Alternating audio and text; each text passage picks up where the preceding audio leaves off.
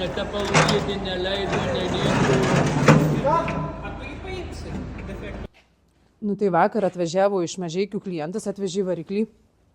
Galvojom, kad biški situacija bus geresnė, bet tos situacijos, nieko gero negalim papasakoti, nes pažiūrėk, kad čia yra kakliukai visi net mėlyni, o prasukimai tai iš viso čia ir padaryti.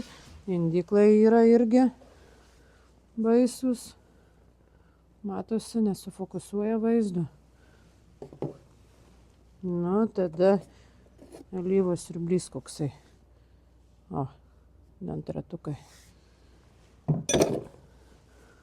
Nu, da parodykim švaistiklius, stumoklius. Prašau, kokie irgi.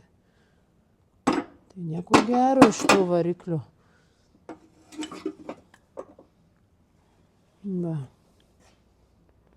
Nu, tikrai galvom, kad bus biškelį geresnė situacija, tai dabar spręsim su klientu, ar vis dėlto remontuosim ir naujas dalis užsakinėsim, ar ieškosim jam naujo, naudoto arba restauruoto variklio.